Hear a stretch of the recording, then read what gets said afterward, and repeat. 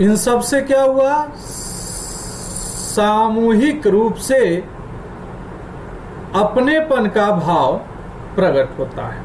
देखिए, ये जितनी भी घटनाएं हम लोगों ने देखी, चाहे वह सविनय अवज्ञा आंदोलन हो या असहयोग आंदोलन हो या दांडी मार्च हो, इन सब में आपने क्या एक चीज देखी, समानता, सामूहिक एकता की भावना, यानी भारी जनाधार।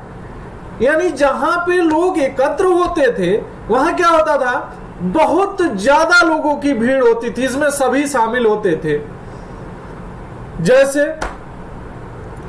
चाहे वह मुसलमान हो, मुस्लिम वर्ग संप्रदाय के हो, चाहे वह हिंदू संप्रदाय हो, हिंदू हो कोई, चाहे वह महिलाएं हो या बच्चे हो, तो इससे हमारा क्या हुआ, राष्ट्रीय एकता की भावना उत्पन्न होती है।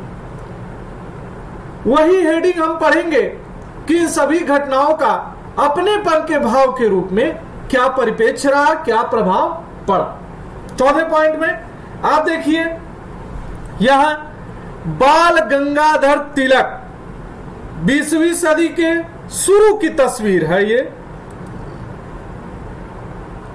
ध्यान से देखेंगे कि तिलक एकता के प्रतीकों से घिरे हुए हैं। तो एकता के प्रतीक कौन से हैं? ये देखिए, हिंदू संप्रदाय का मंदिर है, मुस्लिम संप्रदाय का मस्जिद है, यहां इस्लामिक संप्रदाय के चर्च है और अन्य संप्रदायों के प्रतीकात्मक चिन्ह दिखाई देते हैं। यहां पे भी आप देख सकते हैं, यहां देख सकते हैं, देवी की मूर्तियां हैं, यहां पर देख सकते हैं। इन चित्रों में हमें ये सभी चीजें क्या है, स्पष्ट रूप से दिखाई देती हैं। आइए देखते हैं, राष्ट्रवाद की भावना तब पनपती है जब लोग यह महसूस करने लगते हैं कि वे एक ही राष्ट्र के अंग हैं। यानी क्या है, एक ही समुदाय के, जैसे विभिन्न समुदाय तो है लेकिन रूप रंग क्या है, एक ही है, भाषा बोली एक ही है, सांस्कृतिक पहचान एक ही है। ठीक है, तो इसमें जब सभी लोगों के अंदर सामूहिक रूप से एकता की भावना महसूस होने लगती है, तभी वह क्या होते हैं, एक राष्ट्र के अंग बन जाते हैं। जब वो एक दूसरे को एकता के सूत्र में बांधने वाली कोई साझा बात ढूंढ लेते हैं, तो देखिए यहां पे बहुत सारी अलग अलग भावनाएं तो थी, अलग अलग विचार तो थे, कार्य प्रणालियां तो थी, लेकिन सभी क्या कर रहे थे, सिर्फ एक स्वराज की मांग कर रहे थे। यानी सबका उद्देश्य क्या था, स्वराज को प्राप्त करना। विभिन्न समुदाय, क्षेत्रों या भाषाओं से संबंध अलग अलग समूहों ने सामूहिक अपनेपन का भाव कैसे विकसित किया, इसके बारे में देखिए। सामूहिक अपनेपन की यह भावना आंशिक रूप से संयुक्त संघर्षों के चलते पैदा हुई थी, क्योंकि चाहे वह सविनय अवज्ञा आंदोलन हो, असहयोग आंदोलन हो, दांडी मार्च हो, इन सब में हमने देखा, चाहे वह साइमन एक्ट का विरोध किया गया हो, साइमन कमीशन का विरोध किया गया हो, इन सभी में क्या था, लोग एक साथ खड़े होके एक स्वर में अपनी एक ही भावना को व्यक्त करते थे। इसके अलावा बहुत सारी सांस्कृतिक प्रतिक्रियाएं भी थी जिनके जरिए राष्ट्रवाद लोगों की कल्पना और दिलो दिमाग पर छा गया। इतिहास व साहित्य, ठीक है, तो इतिहास की बहुत सारी ऐसी घटनाएं थी, ठीक है, जिसके बारे में लेखकों द्वारा, विभिन्न लेखकों और साहित्यकारों द्वारा क्या किया गया, साहित्य और लेख के रूप में लिखे गए। लोक कथाएं व गीत रचे गए, चित्र व प्रतीक बनाए गए, सभी ने राष्ट्रवाद को साकार करने में अपना योगदान दिया।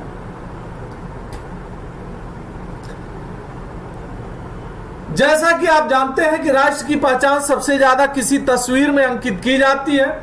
इससे लोगों को एक ऐसी छवि गढ़ने में मदद मिलती है जिसके जरिए वे राष्ट्र को पहचान सकते हैं। 20वीं सदी में राष्ट्रवाद के विकास के साथ भारत की पहचान भी भारत माता की छवि का रूप लेने लगी। ठीक है, तो भारत माता की क्या है, छवि का विकास होने लगा। यह तस्वीर पहली बार बंकिम चंद्र चट्टोपाध्याय ने बनाई थी 1870 के दशक में। उन्होंने मातृभूमि की स्थिति के रूप में वंदे मातरम गीत लिखा था। आप सभी को पता होगा वंदे मातरम बंकिम चंद्र चट्टोपाध्याय ने लिखा था। बाद में इसे उन्होंने अपने उपन्यास आनंद मठ में शामिल कर लिया। यह गीत बंगाल में स्वदेशी आंदोलन में खूब गाया गया। स्वदेशी आंदोलन की प्रेरणा से अब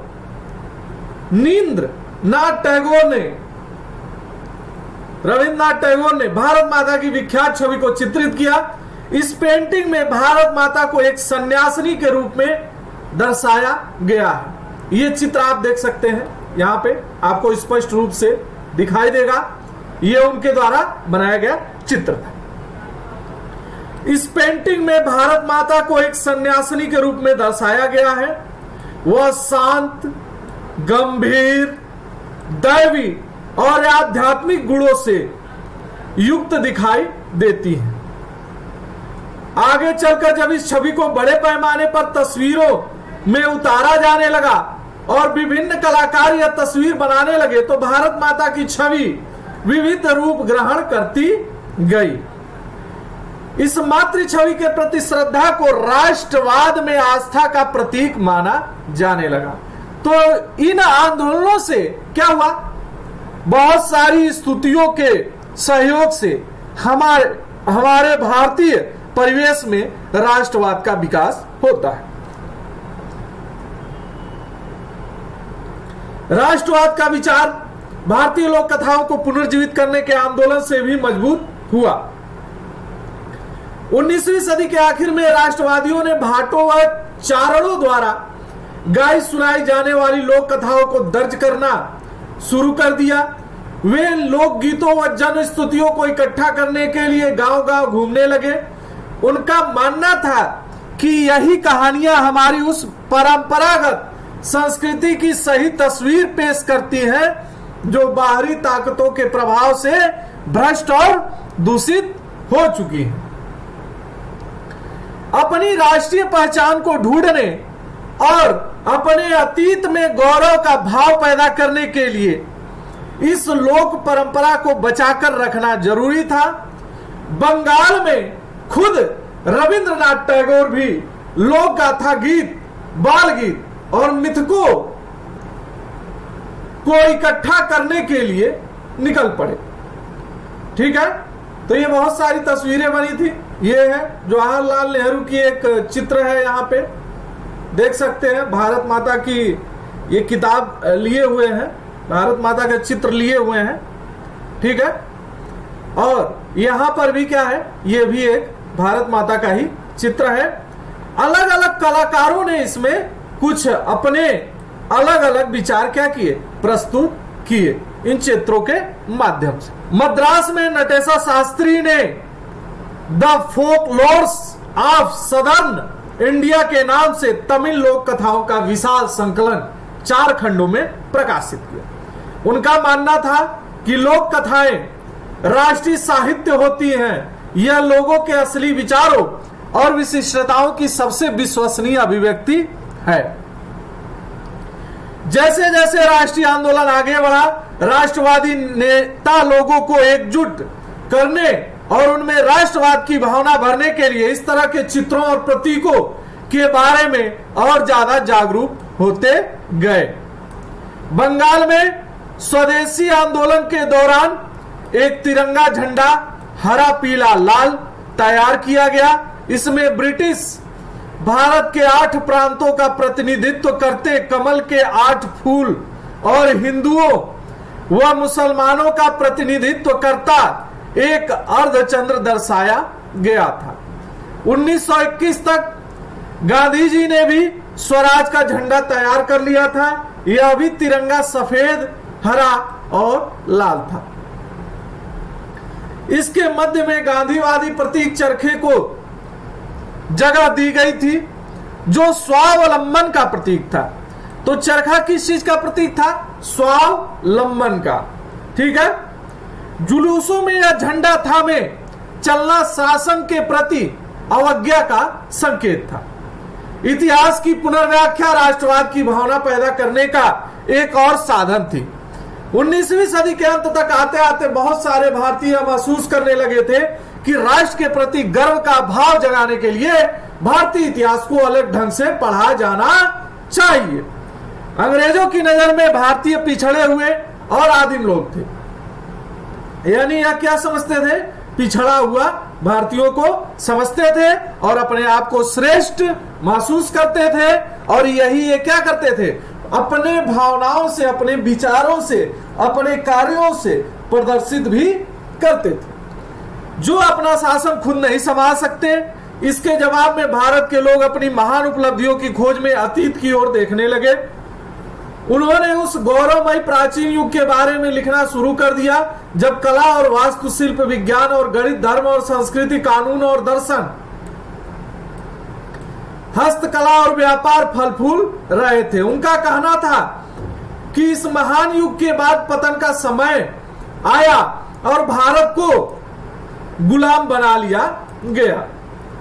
इस राष्ट्रवादी इतिहास में पाठकों को अतीत में भारत की महानता व उपलब्धियों पर गर्व करने और ब्रिटिश शासन के तहत दुर्दशा से मुक्ति के लिए संघर्ष का मार्ग अपनाने का आह्वान किया जाता था। लोगों को एकजुट करने की इन कोशिशों की अपनी समस्याएं थी। जिस अतीत का गौरवगान किया जा रहा था वह हिंदुओं का अतीत था। ठीक है। जिन छवियों का सहारा लिया जा रहा था वे हिंदू प्रतीक थे, इसलिए अन्य समुदाय के लोग अलग थलग महसूस करने लगे थे। ठीक है। तो उस समय जो इतिहास की पुनर्रचना की गई, उसकी जो घटनाएं पुनरालोकित की गई, उसमें ज्यादातर क्या थी? हिंदू घटनाएं शामिल थी, जिसके कारण अन्य समुदाय क्या हो, अपने आप को अलग महसूस कर रहा था। निष्कर्ष देख लीजिए क्या रहा भारतीय राष्ट्रवाद का। अंग्रेज सरकार के खिलाफ बढ़ता गुस्सा विभिन्न भारतीय समूहों और वर्गों को स्वतंत्रता के साझा संघर्ष में खींच रहा था। साझा यानी सभी समूहों को आपस में एक दूसरे के साथ जोड़ रहा था और विरोध में किसके कर रहा था? अंग्रेजी सरकार के। महात्मा गांधी के नेतृत्व में कांग्रेस ने लोगों के असंतोष और परेशानियों को स्वतंत्रता के संगठित आंदोलन में समाहित करने का प्रयास किया। उन्होंने आंदोलन के जरिए पूरे देश को एकता के सूत्र में पिरोने का प्रयास किया। लेकिन जैसा कि हमने देखा, इन आंदोलनों में हिस्सा लेने वाले विभिन्न समूह और वर्ग अलग अलग आकांक्षाओं और अपेक्षाओं के साथ हिस्सा ले रहे थे। हमने बताया था आपको, पिछले अंकों में पढ़ाया भी था कि सबकी क्या थी? अपनी अपनी विचारधारा थी। उनकी शिकायतें बहुत व्यापक थी, इसलिए औपनिवेशिक शासन से मुक्ति का भी सबके लिए अपना अपना अर्थ था। कांग्रेस ने इन विभेदों को हल करने और यह सुनिश्चित करने के लिए हमेशा प्रयास किया कि एक समूह की मांगों के कारण कोई दूसरा समूह दूर न चला जाए। यही वजह है, यानी कांग्रेस क्या करती थी? हमेशा यहां की आम जनता को एकत्र करने का प्रयास करती थी। अक्सर बिखराव आ जाता था। कांग्रेस की सरगर्मियों और राष्ट्रीय एकता के शिखर को छूने के बाद बिखराव और आंतरिक टकराव के चरण आ जाते थे। संक्षेप में, जो राष्ट्र उभर रहा था वह औपनिवेशिक शासन से मुक्ति की चाह रखने वाली बहुत सारी आवाजों का क्या था? पुंज था। देखिए, यहां भारत छोड़ो आंदोलन के दौरान बंबई में औरतों का एक जुलूस है, यहां देख रहे हैं आप, ये सारी क्या है, ये सभी महिलाएं हैं। ये पीछे तक चलता ही जा रहा है ये लाइन, ठीक है। ये सभी इसके अंदर क्या है, दिखाई दे रहा होगा आपको, ये सभी क्या है, सिर्फ महिलाएं, ठीक है। तो ये बहुत बड़ी जनसंख्या है, आपको तस्वीर से भी ऐसा प्रतीत हो रहा हो, ठीक है। भारत छोड़ो आंदोलन के बारे में अगर आप देखना चाहते हैं तो यहां देख सकते हैं, यहां पे कुछ बताया गया है। क्रिप्स मिशन की असफलता एवं द्वितीय विश्व युद्ध के प्रभावों ने भारत में व्यापक असंतोष को जन्म दिया। इसके फलस्वरूप गांधी जी ने एक आंदोलन शुरू किया जिसमें उन्होंने अंग्रेजों के पूरी तरह से भारत छोड़ने पर जोर दिया। वर्धा में 14 जुलाई 1942 को अपनी कार्यकारिणी में कांग्रेस कार्य समिति ने ऐतिहासिक भारत छोड़ो प्रस्ताव पारित किया, जिसमें सत्ता का भारतीयों को तत्काल हस्तांतरण एवं भारत छोड़ो की मांग की गई। 8 अगस्त 1942 को बंबई में अखिल भारतीय कांग्रेस समिति ने इस प्रस्ताव का समर्थन किया, जिसमें पूरे देश में व्यापक पैमाने पर एक अहिंसक जन संघर्ष का आह्वान किया गया। इसी अवसर पर गांधी जी ने प्रसिद्ध नारा दिया था, भाषण दिया था, करो या मरो। यह नारा कब दिया गया था, भारत छोड़ो आंदोलन के तहत। भारत छोड़ो के इस आह्वान ने देश के अधिकतर हिस्सों में राज्य व्यवस्था को ठप कर दिया। लोग स्वतः ही आंदोलन में कूद पड़े। लोगों ने हड़तालें की, राष्ट्र गीतों एवं नारों के साथ प्रदर्शन किए एवं जुलूस निकाले। यह आंदोलन वास्तव में एक जन आंदोलन था, जिसमें छात्र, मजदूर, किसान जैसे हजारों साधारण लोगों ने हिस्सा लिया। इसमें नेताओं की सक्रिय भागीदारी भी देखी गई, जिनमें जयप्रकाश नारायण, अरुणा आसफ अली एवं राम मनोहर लोहिया और बहुत सारी महिलाएं, जैसे बंगाल से मातंगिनी हाजरा, असम से कनकलता बरुआ और उड़ीसा से रमा देवी थी। अंग्रेजों द्वारा अत्यधिक बल प्रयोग के बावजूद इसे दबाने में 1 वर्ष से अधिक समय लग गया। कल आपको इसका चैप्टर कराया जाएगा और इसके क्वेश्चन आंसर कंप्लीट कराए जाएंगे।